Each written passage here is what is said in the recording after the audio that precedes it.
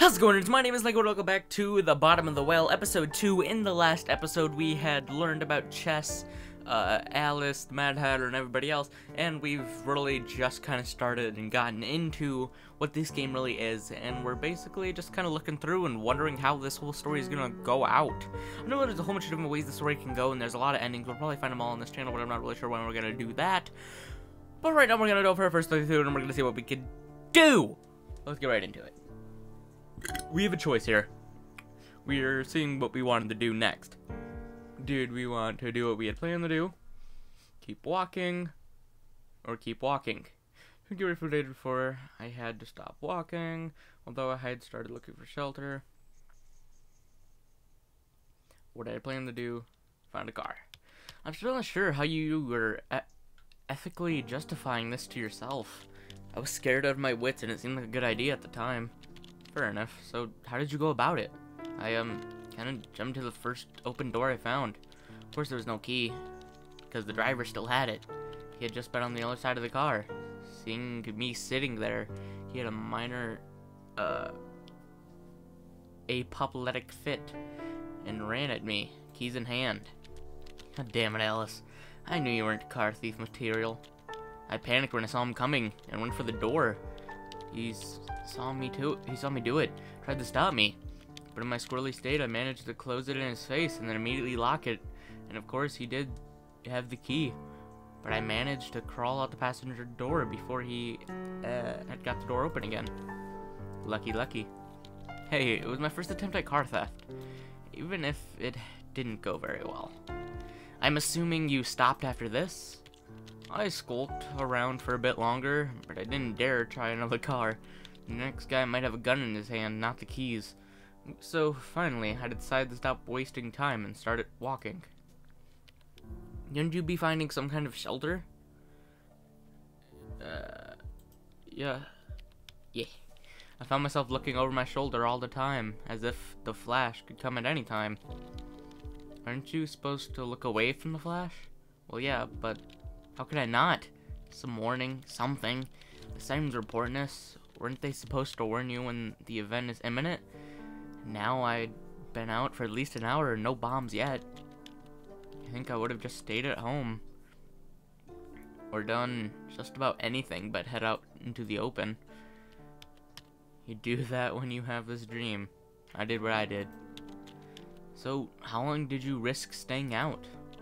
I asked Chess what he thought, and he just shook his head. He was going to keep going.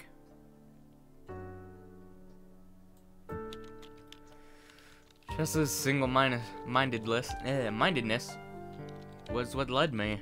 I was pretty sure this was a monumental mistake, and that we'd get caught outside and killed for sure, but I couldn't just leave him, so we kept walking. So how did that work out for you?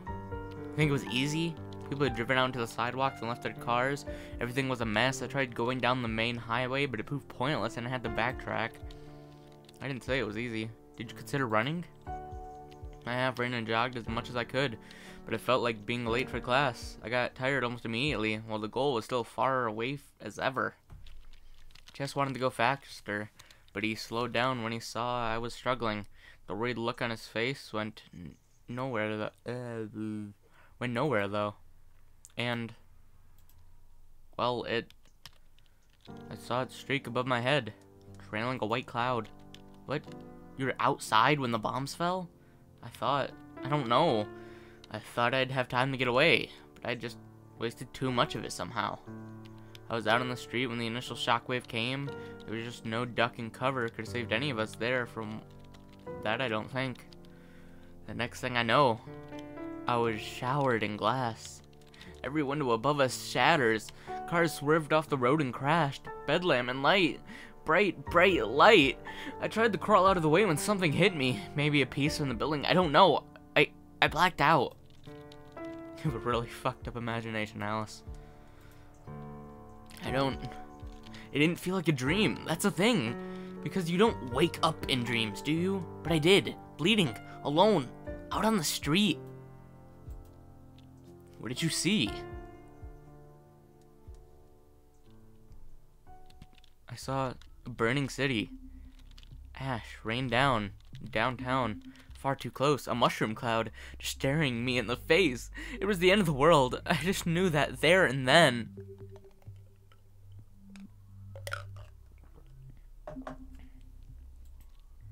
Jeez.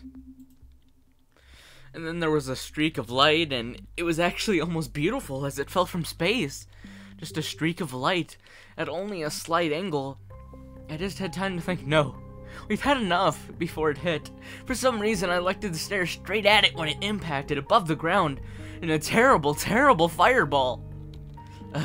Please tell me the dream ended there. Yeah, I didn't really see it though, but I died eventually in the dark.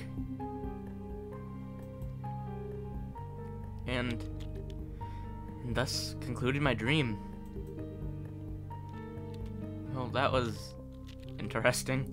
What do you think? I think it felt incomplete, like there was something missing. That wasn't the way it was supposed to end, you know? Dreams are supposed to end in different ways. This one was. I think. It felt like it was trying to tell me something, but it wasn't listening closely enough. Maybe you can try again next night? See if you hear the same recording. Speaking of, what frequency was this on? That's the weird part. When I tried to see, I realized I had hit the right channel. And that it was in fact reading Alice in Wonderland. And this isn't exactly some obscure number station frequency on the AM bands. Well, maybe your dream, maybe you'll dream it next night, again anyway. That's a good thing with dreams. You can always dream them again. Maybe do something different the second time around? What?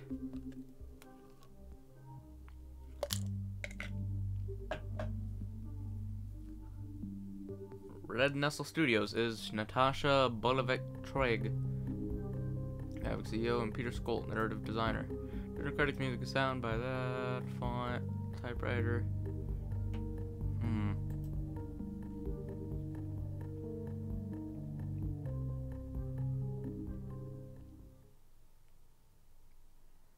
So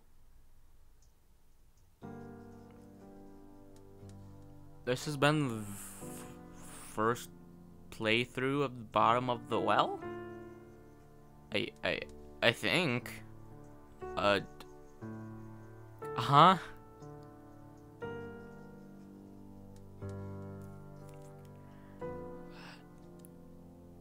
Yay? I think we did it right. I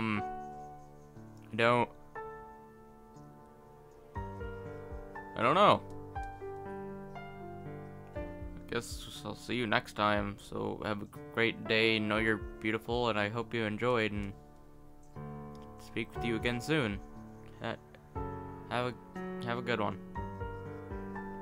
Damn. She call me Mr. Bombastic, tell me fantastic. Touch me on me back, she says I'm Mr. Romantic. Call me fantastic, touch me on me back, she says I'm Mr. Smooth, just like a silk. Soft and cuddly, hug me up like a quilt. I'm a lyrical lover.